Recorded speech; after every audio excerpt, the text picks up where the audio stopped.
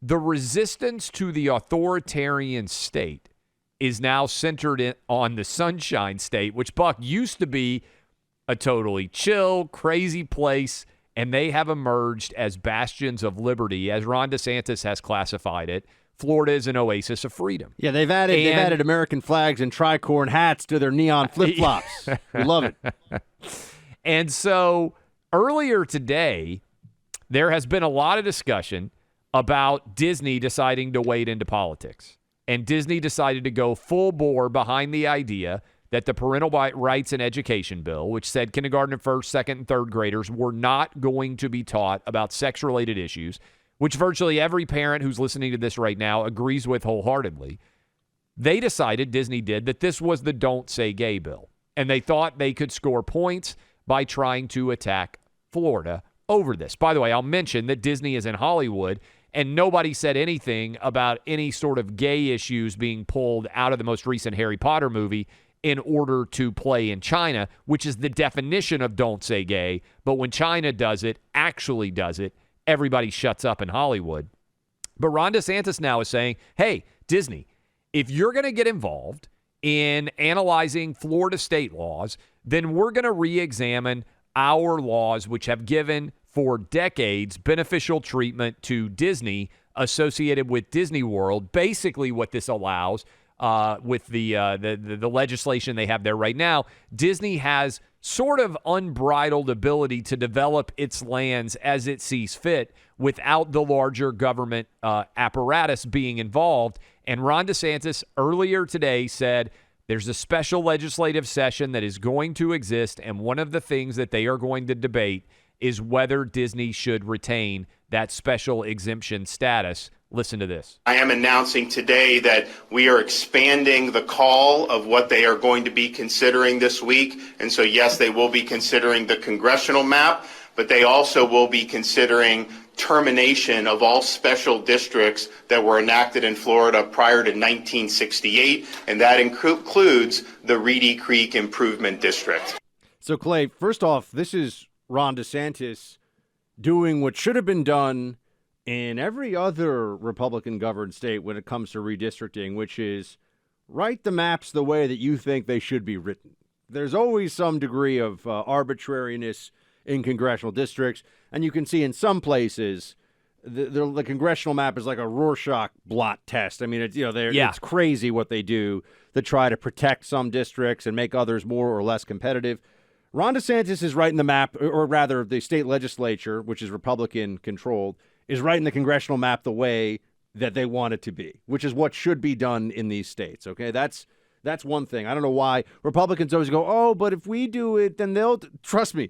Every place they're doing it. They're already doing it. Okay, every place. New York, where you live, they have an outrageous. Yeah. By the way, question for you: where does the gerrymander come from? You're a history guy. Do you know where the word gerrymander comes from? Like the gerrymander of a district? No. Where does it come from? Your tricorn hat. This is my opportunity to show off my nerddom. I believe I am.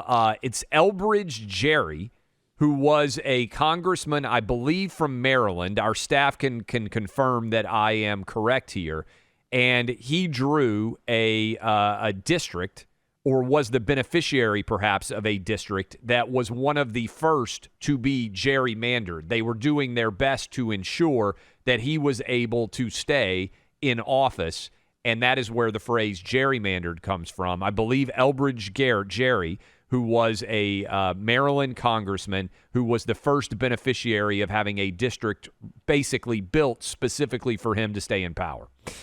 So what is going on here? By the way, there you go. Clap. Are you impressed? I like. Very good. I might not have nailed every single aspect of that, but off the top of my head, pretty good. I didn't even think about it. But you've been to Disney World, I'm presuming, at some point, right? I think I was like 6. I don't remember it at all. Oh, okay. Yeah. So I've been to Disney World a ton over the years. And so if you have been to Disney World, they have tens of thousands of acres that they bought up. Memorably, Walt Disney himself went around in disguise to buy up all of this Central Florida farmland for low prices. They didn't know what exactly was going on. After what happened was Disneyland, immediately everybody built all around Disneyland. And even though they built the amusement park, Orange County out in California, Disney felt like so many other people were making money off of his creation. So he wanted basically his own world. So they, early computer days, figured out where's the best place to have an amusement park that could be open 365 days a year. Went undercover to, at that point, middle of nowhere, Florida. Orlando was a tiny little speck of a town comparatively. Bought up everything. And they then were given by the legislature basically carte blanche to do whatever they wanted in terms of development with that land. What DeSantis is saying is, okay, you want to play in politics, we'll fire back on politics with you as well. And this is important, Buck, because what's Disney going to do? It's not like they can pick up Disney World and move. They're locked into Florida forever. This is not some, hey, this company's going to relocate and go to a new state. No. Disney World's always going to be in Florida at Orlando. DeSantis was a college baseball player. This is a brushback pitch. This is, okay, Disney. Look at you with all the sports analogies today. I pick up on some things. DeSantis is saying, you guys want to play rough in the sports world. Okay, well, I mean, in the political world, rather, this can go both ways. And this is the way that it should be. I mean, I think one of the failings that you see of Republican governed states is their attitude is just whatever woke corporation wants to come here, we'll give them our great tax treatment, That's right. our low regulations, we'll give them tax breaks even. Well, are they actually being good stewards of the system that they're benefiting from once they come into the state? Or are they working to undermine the very system that they benefited from after they've left the hellhole that they created of needles and human waste on the streets in San Francisco, let's say? These are things that should be taken into account, and in Florida they actually do seem to be taking this into account. Austin, Texas, we love you, but I'm looking at Austin, Texas right now because they got a lot of wokesters that have taken over there. Well, I think the easy way to think about it, brushback pitch is a good analogy too. If somebody punches you in the face and you consistently say, oh, I'm sorry you felt the need to punch me. That's the way that a lot of Republicans respond to business, right? Like, oh, they're going to respond to woke politics. Boom, I'm going to punch your values right in the face. And then you say, oh, I'm sorry. I'm so disappointed that you felt the need to punch me. Could you please not do that in the future? And sooner or later, the corporations get used to the idea that they can always punch you in the face and they can respond to the woke element of their population and the rest of the people. To your point, Buck, you try to be friendly and you try to be logical and rational, and at some point you have to throw a punch back, right? You have to let it be known that you're not just a punching bag, and that to me is what DeSantis is doing in Florida. I mean, this is how politics works in every other state. I mean, you look at New York when Governor Cuomo was running things.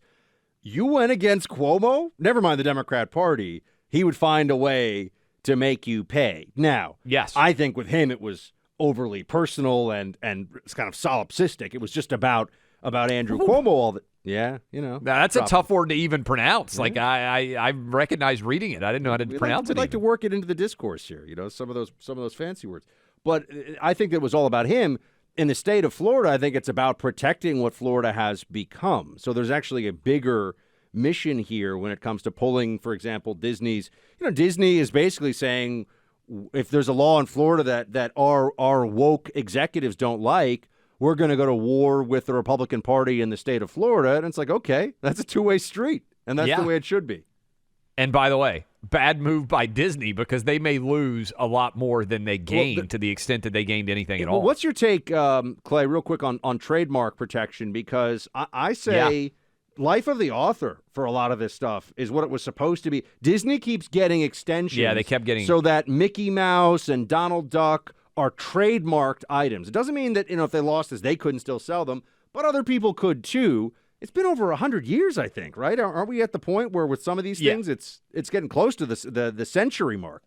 Yeah, Mickey Mouse is basically 100 years old, and I think should enter into the public domain, and that would be a significant factor. By the way, the way that Disney, and he's brilliant, got initially wealthy was by taking stories that were already in the public domain. Cinderella, Peter Pan, Lady and the Tramp, I believe. Whatever story is out there, Snow White, he just turned them into animated films. Those stories, those fairy tales were already out there. So he's done this before and taken advantage of the public domain. Mickey Mouse being in the public domain, I don't think they should extend the copyright protection any further, in my personal opinion.